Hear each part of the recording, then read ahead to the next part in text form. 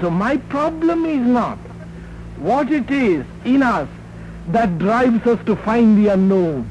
That is clear enough what it is. Our own desire to be more secure, more permanent, more established, more happy.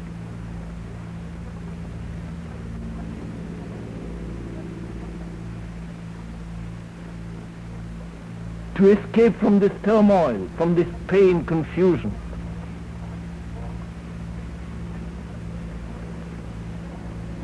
Surely that's an obvious drive. And when there is that drive, that urge, you will find it. You will find a marvelous escape, marvelous refuge in the Buddha, in the Christ, or in political slogans and all the rest of it.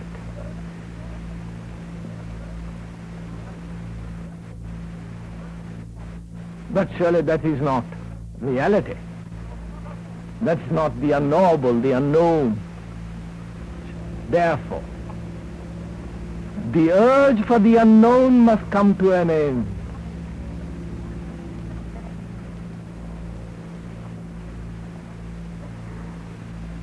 Which means the search for the unknown must stop.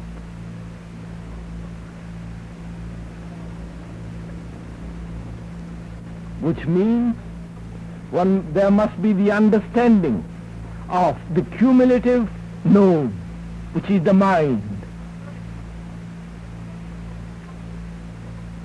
The mind must understand itself as the known, because that's all it knows. You cannot think about something that you do not know. You can only think about something that you know.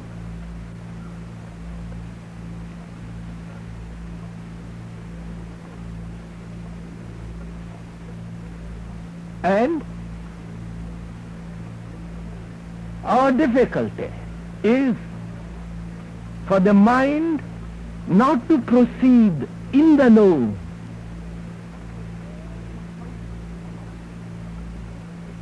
And that can only happen when the mind understands itself, how all its movement is from the past, projecting itself through the present to the future. It's one movement of the known. And can that movement come to an end?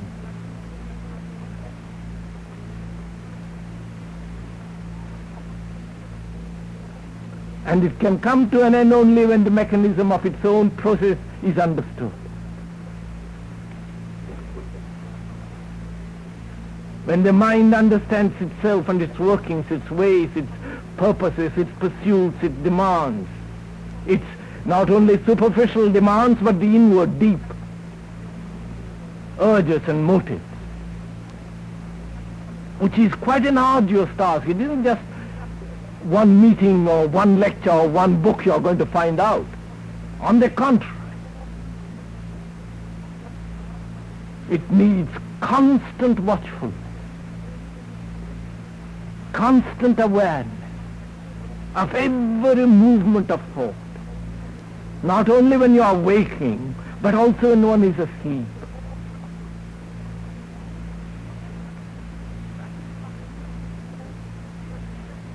It must be a total process, not a sporadic, partial process. And therefore, the intention must be right.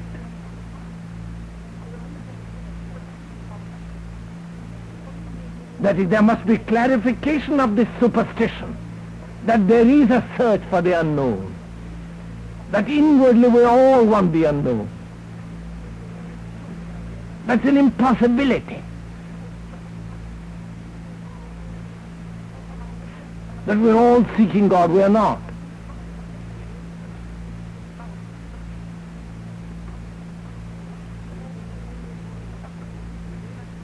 We don't have to search for light. There will be light when there is no darkness. And through darkness you cannot find the light.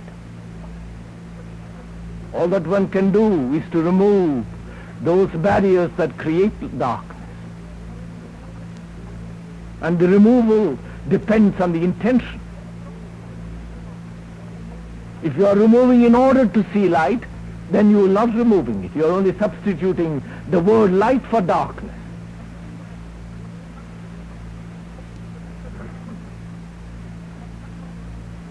Even to look beyond the darkness is an escape from darkness. So we have to consider not what it is that is driving us, but why there is in us such confusion, such turmoil, such strife and antagonism. All the stupid things of our existence. When that is not, then there is light. You don't have to look for it. When stupidity is gone, there is intelligence. But the man who is stupid trying to become intelligent is still stupid.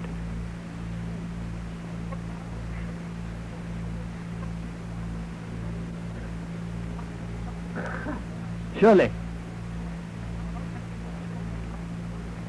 stupidity can never be made wisdom. When only stupidity ceases, then there is wisdom, intelligence. But the man who is stupid tries to become intelligent, wise, obviously can never be. But to know what is stupidity, to go into it fully, not just superficially, completely, deeply, profoundly, all the different layers of stupidity.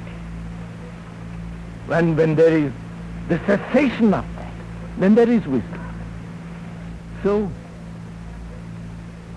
what is important is not to find out if there is something more, something greater than the known which is urging us to the unknown, but to see what it is that is creating in us confusion.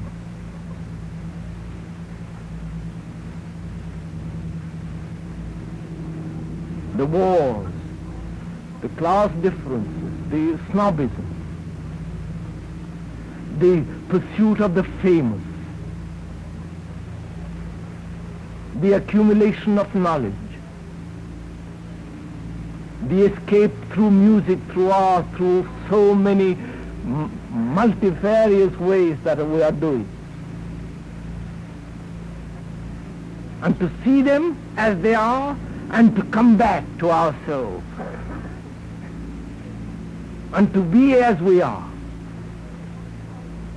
to recognize as we are. Surely, from then we can proceed.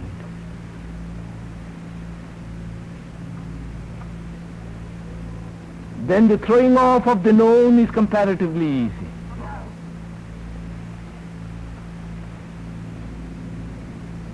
Only when the mind is quiet, which is when the mind is no longer projecting itself into the future, into the tomorrow, wishing something. Only when the mind is really quiet, peaceful, profoundly, not superficially, then the unknown comes into being. You don't have to search for it. You cannot invite it. That which you can invite is only that which you know. You cannot invite an unknown guest. You can only invite one whom you know. But you do not know the unknown. God or reality or what you will. It must come. It can only come when the field is right. When the soil is tilled.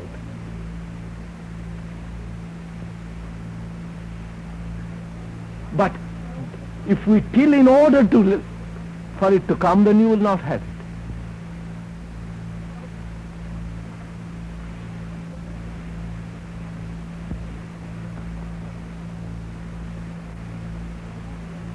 So our problem is not to seek the unknowable, but to understand the accumulative process of the mind which is above with the known.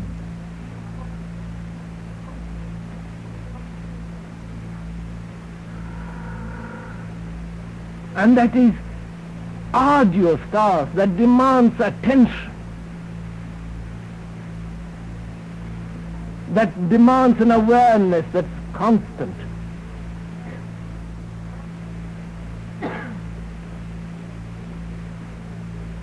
In which there is no sense of distraction, of identification or condemnation,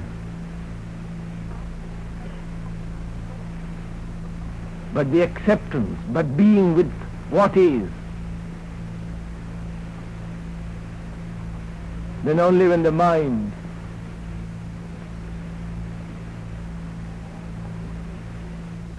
then only can the mind be still. No amount of meditation discipline can make the mind still, in the real sense of that word. Only when the breeze is stopped does the lake become quiet. You cannot make the lake quiet. So our job is not to pursue the unknowable, but to understand the confusion, the turmoil, the misery in ourselves.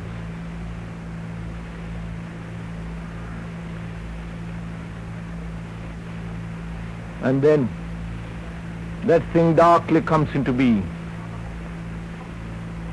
in which there is joy.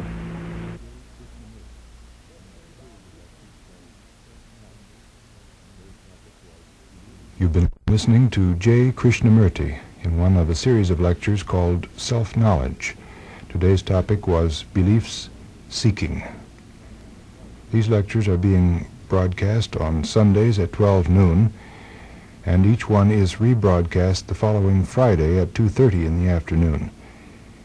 They were recorded at Ojai in 1949. The transcripts of these talks have been completely sold out and will not be available again.